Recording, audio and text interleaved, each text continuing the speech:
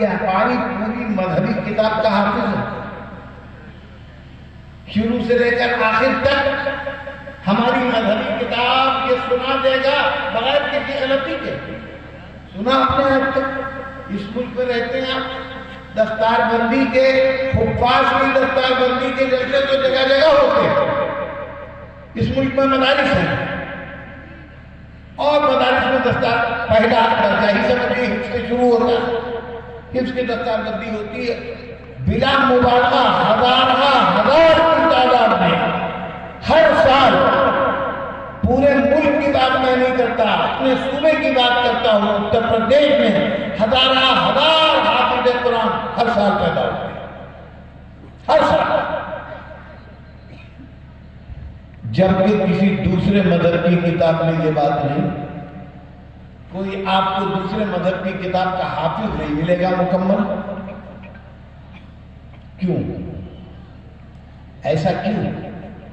کیا اس میں ہماری کسی قابلیت کا دخل؟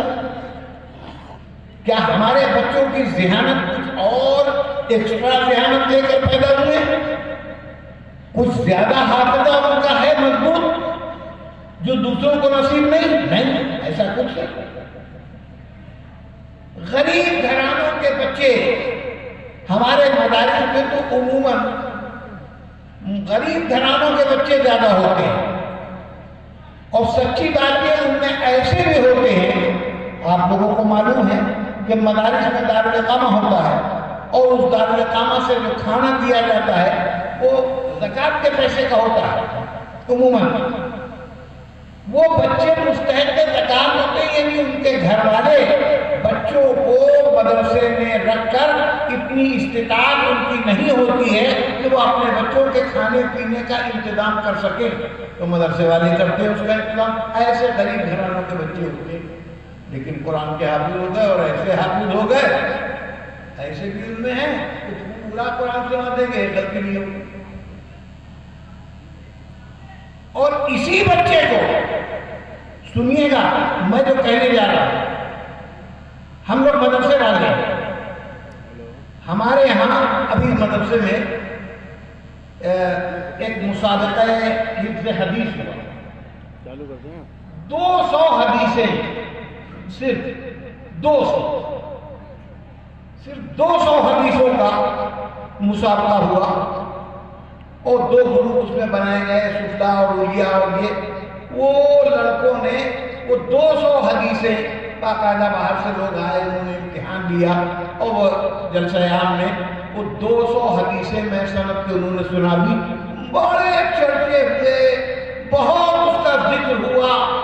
جناب ماشاء اللہ 200 حدیثیں سنا دی، 200 حدیثیں. اور قرآن کے 30 پارے سنانے والے چھوٹے چھوٹے بچے. حدیث رسول اللہ کا کلام ہے جی، اور قرآن اللہ کا کلام ہے. عقیدت کا، محبت کا رشتہ دونوں چیزوں پہ ہے. لیکن حدیث کی اصطلاح میں زیادہ بدنی اور بھاری بات نہیں کہنا چاہتا، میں ایسی بات کہنا چاہتا ہوں کہ آپ سب کی سمجھ میں آ جائے. دیکھیے ہمارے یہاں قرآن کے حافظ کی طرح حدیث کے بھی حافظ ہوتے ہیں، ان کو حافظ حدیث کہا جاتا ہے. اور حافظ حدیث کس کو کہا جاتا ہے؟ حافظ حدیث اصطلاح میں اس خوش نصیب انسان کو کہا جاتا ہے جس کو 1,00,000 حدیثیں میں سند کیا، اور جس کو 3,00,000 حدیثیں میں سند کے یاد ہوں اس کو حجت کہا جاتا ہے. اور جس کو ساری حدیثیں میں سند کے یاد ہوں اس کو حاکم کہا جاتا ہے. یہ موٹی طور پر میں نے جلدی سے آپ کو ایک بات بتا دی. مجھے اور لمبی بات نہیں کرنا، مجھے صرف اتنا کہنا ہے کہ جس طرح قرآن کے حافظ ہوتے ہیں حدیث کے بھی حافظ ہوتے ہیں. ایک وقت تھا کہ ایک شہر میں